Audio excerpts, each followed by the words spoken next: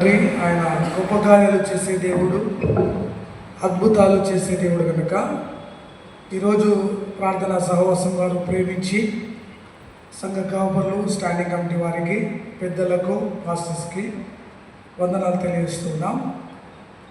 దేవుడు మరి ఇంతవరకు మన సంఘ కాపరి గారు మనకు చక్కగా మొదటి మాట గురించి వివరించారు.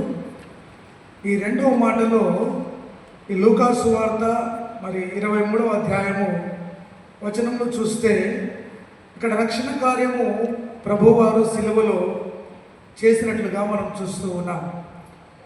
అంటే దేవుని రక్షణ చూడండి, ఒక ఇద్దరు బందిపోటు దొంగలు మధ్య యేసు ప్రభు సిలువ వేయబడినట్లుగా చూస్తూ ఉన్నాం. చరిత్ర ఏం చెప్తుంది అంటే, ఈ బందిపోటు దొంగలు వీళ్ళేదో చిన్న చిన్న నేరాలు చేసిన వాళ్ళు కాదు, కానీ వీళ్ళు ఇద్దరు కూడా